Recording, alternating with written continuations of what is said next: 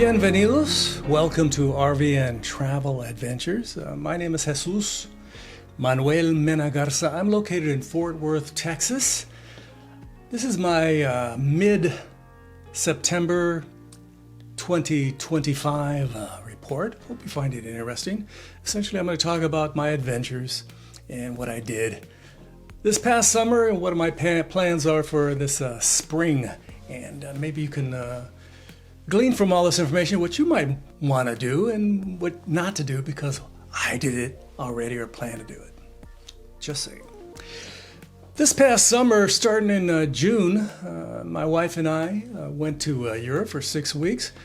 My wife, who's a college professor, an art historian, took her class to Berlin, Germany, and various locations in Europe to explore the country and its historical significance, a lot of infrastructure, a lot of museums, and again, a lot of art.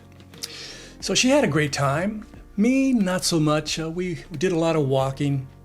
We looked at a lot of museums, a lot of old buildings, a lot of statues to kings, potentates, emperors, and various dictators and such like that. And I didn't find it interesting for me, because I'm an outdoorsman. Yes, I'm an outdoorsman.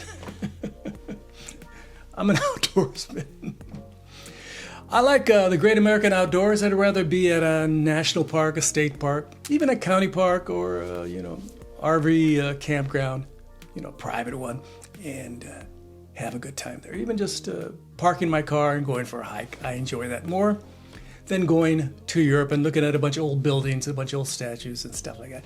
But my wife, who teaches this stuff, said, "Hey, let's go see that. I've always talked about it in my class for the last 20 plus years, and let's take a peek at it." And so I can say to my students, "Hey, I actually saw that." So she had an absolute great time. I remember one day we're in Paris, and I'm sleeping, and my wife wakes up and goes, "I'm going to early mass, Sunday early mass at Notre Dame Cathedral." So she took the bus to Notre Dame Cathedral, because, just like most Americans, you don't want to wake up super early in the morning on Sunday. So she went to early mass at Notre Dame and stuck around for 2 masses, various presentations, singers, stuff like that. She had a great time at Notre Dame Cathedral. Would you enjoy doing that?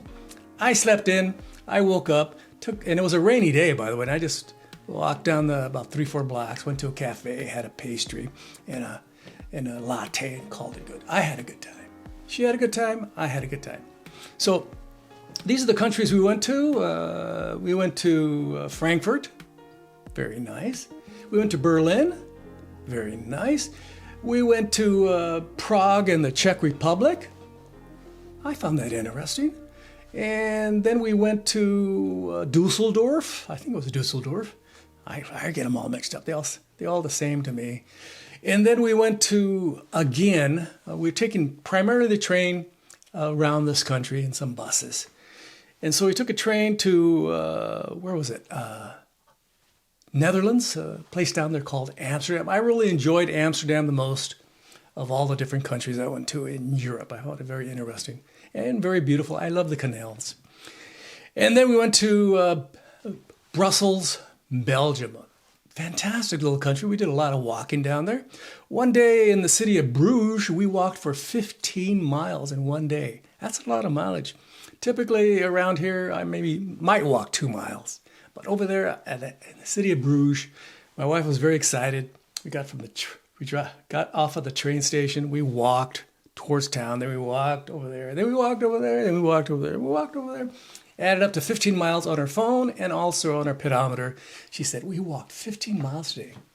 It was fantastic." And I go, "I'm tired." So we went to Bruges. We also went to Ghent. And then we also went to Paris and different other cities. And my wife had a great time. I enjoyed myself. It was a different experience. I don't have to repeat that experience, but my wife is planning again to teach that class the summer of 26 also. So she's going to be teaching that class again. I told her, I suggested, I recommend it. You can only do that with my wife. She doesn't listen to me.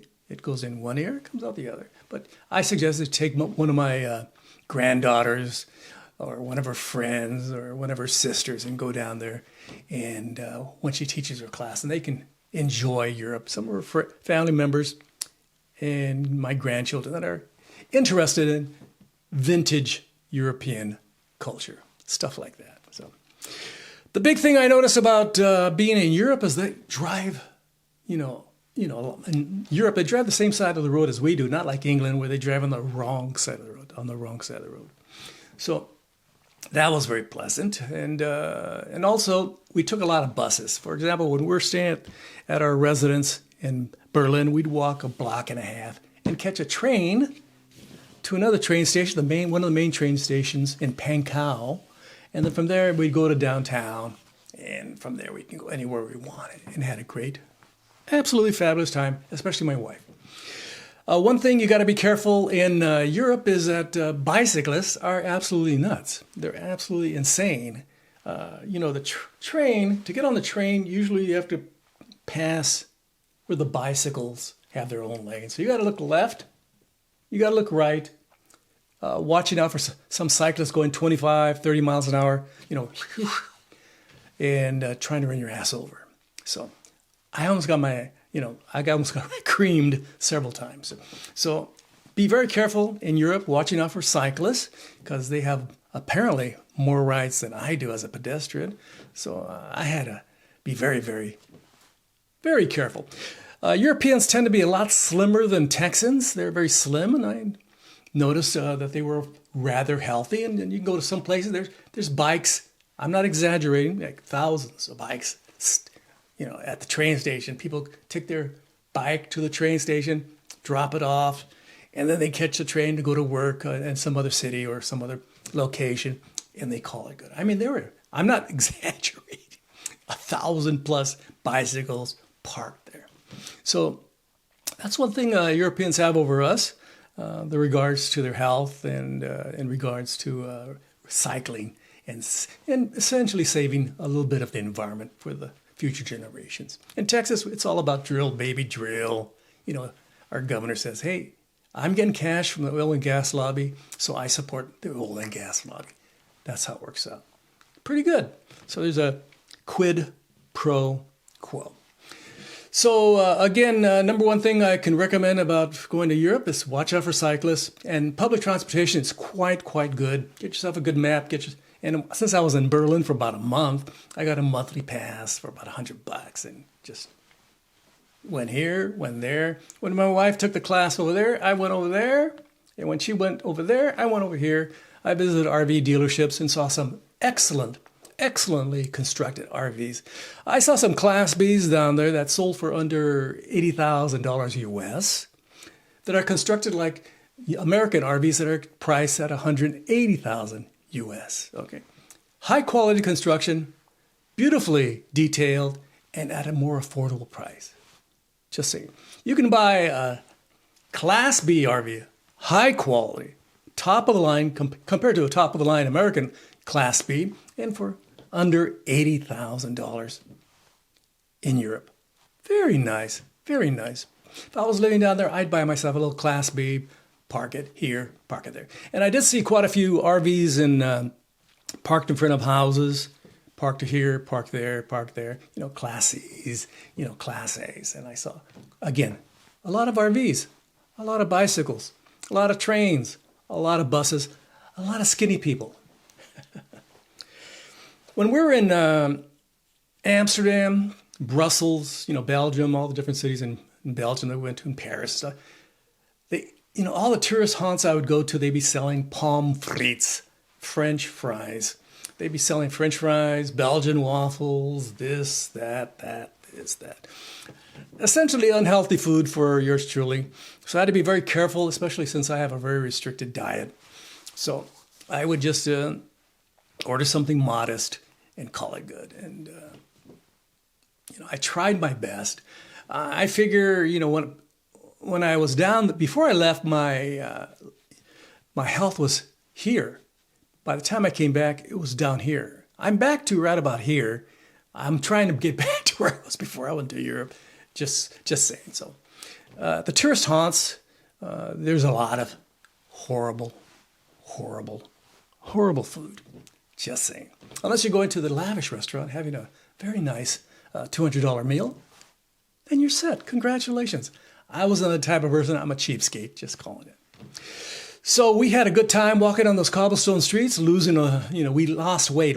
When I left for Europe, I was at 170 pounds. By the time I came back, I was at 162 pounds. I lost a little bit of weight. A little bit of weight. Just saying, and I'm 5'10". So what else did I do this summer? I did some reviews of different products, and I appreciate all the companies that send me stuff to review. Everything from, containers for portable showers that you press a button and a pump so you can take a shower. I also received some other odds and ends, carts. I do a lot of small time reviews. I'm not a big time influencer.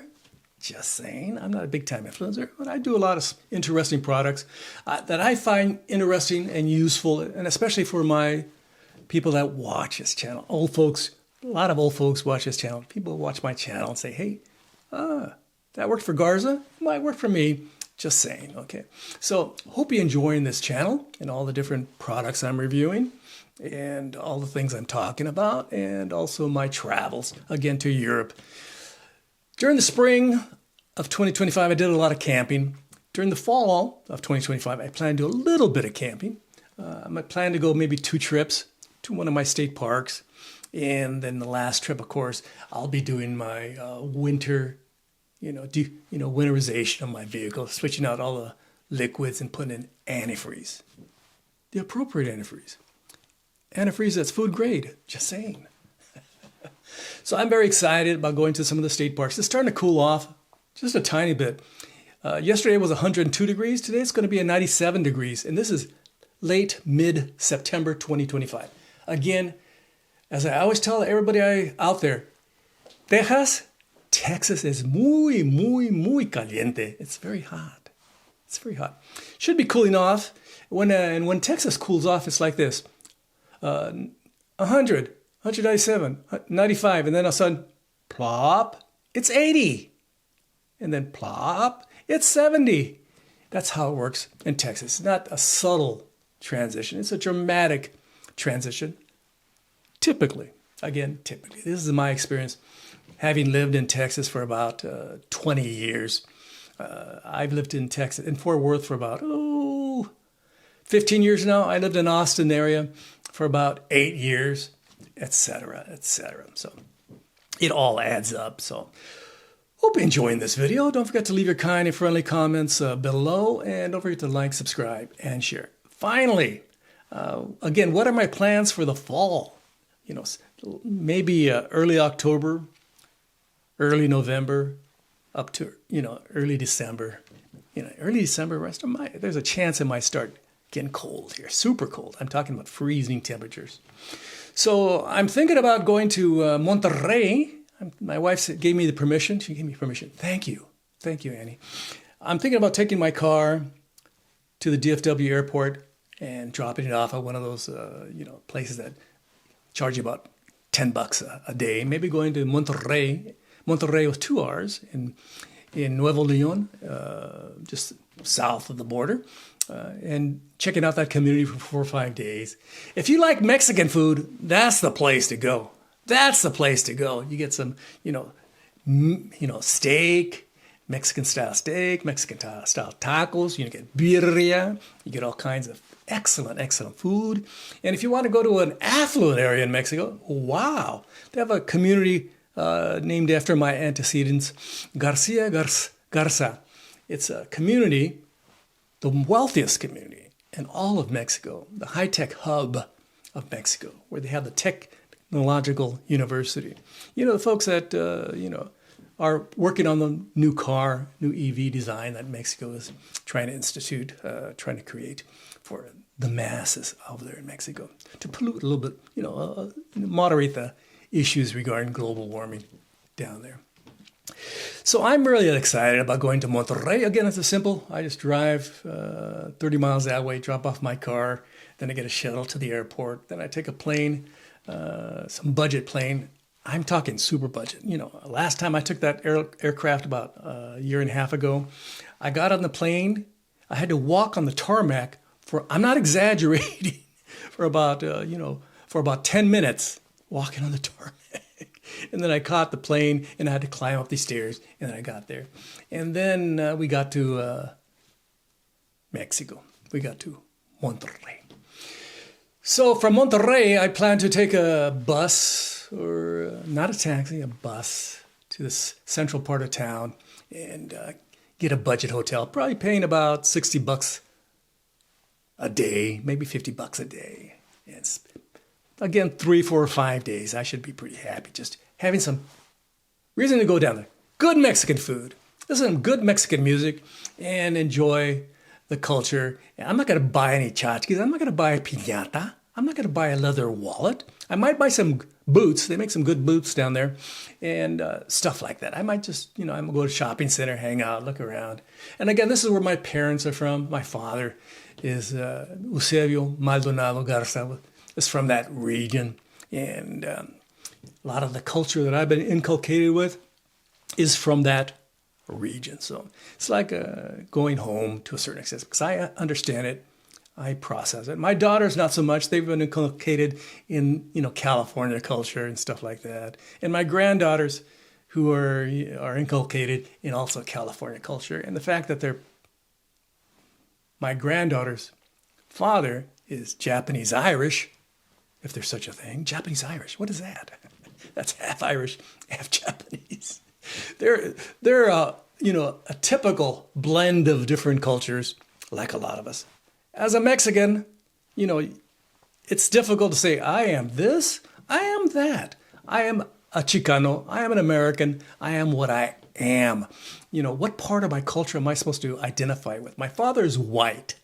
He's a white Mexican Spaniard, essentially. So what is a Spaniard? He can be Jewish, Sephardim, you ever heard of the term Sephardim?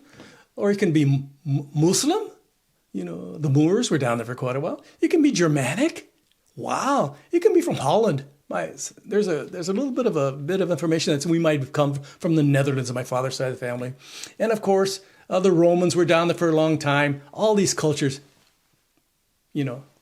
have been in Spain, and they're doing certain activities which propagated certain, genotypes, phenotypes. Just saying. And of course, my mother is a mix of identities. I cannot tell. Is she indigenous? Plus a little African? Plus this indigenous group? Plus that group? Who knows? It's a complicated history for yours truly. So I just identify as an American whose family, whose my father's roots are in Mexico and my mother's roots are in South Texas. So I digressed. I apologize. I digressed. So I'm very excited about doing a little bit of camping, winterizing my vehicle. I'm going to be installing some lithium batteries in my travel trailer. I'm going to take out this little small battery, this lead acid battery. I'm going to replace it with lithium batteries. I did have some Logigy batteries that I installed. They went kaput within 3 months.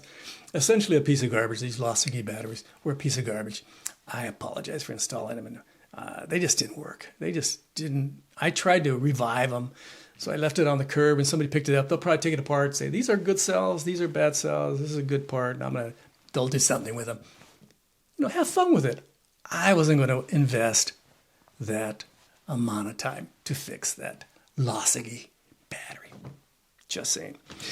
I'm considering buying a portable power station, something with about a little over 1,000, watt hours, with a lot of new features. There's supposed to be a Amazon sale in a couple weeks. Maybe I'll buy something then. Maybe a 200 watt solar panel that'll plug right in. That'll be nice. I don't know why I want to buy it. I'll probably never use it, but I want to get one. I want to get one. Unless I'm doing some tent camping, which, I probably won't be doing for another 2 years. So why not just wait 2 years? That's probably what I'll do. I'll wait a couple of years before I buy myself a portable power station and a solar panel. Just saying. I'm also building a portable power station of my own, and we'll see how that works out. It's a hit or miss. Everything I've tried to install in it hasn't worked. Again, I have a limited skill set. I'm a DIYer. I'm good at putting up a fence. I put up fence here, and I put up a fence in my house in LA. I put up a fence in Austin, my house down there near Austin. I put up fences. I'm really good at putting up a fence. I'm good at mowing the lawn. I'm good at replacing batteries. This week, I replaced my jump starter battery. I took it all apart, put it into the battery in there. Piece of cake. My riding lawnmower, the battery went kaput. I took that battery out, put another battery in there. Piece of cake. I'm good at replacing batteries. You probably are good at replacing batteries too. So I'm very excited. Looking forward to taking a lot of photos in the spring. No, this is fall. I get my seasons confused. In the fall in Mexico, and when I do some RVing, I'm gonna take a lot of videos, take a lot of photographs, and it should be a hell of a lot of fun. Hell of a lot of fun. I wanted to sell my RV this past summer, but I had no luck. Everybody wants, I got a lot of dealerships calling me up. We'll sell. We'll put it on our lot and sell it for you. That's how we roll. Nobody wanted to buy it. A lot of weird people calling you and say, hey, I'll buy it for $1,000. Is that okay with you? And I said, nah, I have it for a little bit higher price than that. My Rockwood Mini Lite 2205S 2022 edition. I have it priced for a little bit more than that. A little bit. So I've had no success. I've been trying to sell it, but again, we just might end up using it for the next couple of years and just calling it good. But I wanted to do some more, simplify my life, do some tent camping, buy a nice large hub tent, buy a portable power station, buy a small 12-volt fridge, use my porta potty, and maybe even have a 2-tent system, porta potty over here, sleep here. It's a brilliant concept. But that's not going to work out because I can't sell my RV at this time. Prices apparently they're having some issues regarding, they have too much inventory. A lot of dealerships, I've gone to some of the local dealerships, a lot of inventory, a hell of a lot of inventory. Thanks for watching my video. This has been Jesus Manuel Menegarza. I hope you can glean from my experiences what you can do or not do. And of course, if you have any comments or questions about some of the stuff I'm up to, and say, hey, what do you know about Monterrey? What do you know about the Rockwood Mini Lite 2205S? What do you know about hub tents? What do you know about, portable power generators, portable power stations, solar power stations? Just tell me what you know. And I'll be more than happy to fill you in. This 73-year-old guy is ready to fill you in. You are welcome. Don't forget to ring the bell for future notifications. This has been Jesus Manuel Menegarza. Again, check out my Patreon page, patreon.com/JMMGarza. In the description, I have links to some of my videos, some of my products that I'm trying to pimp on Amazon, and also about my memberships. Of course, you can always become a member of this channel, help support this old guy out in his modest adventures out there in the universe, okay? This has been Jesus Manuel Menegarza. I'm in Fort Worth, Texas. Gracias. Adios. Bye-bye.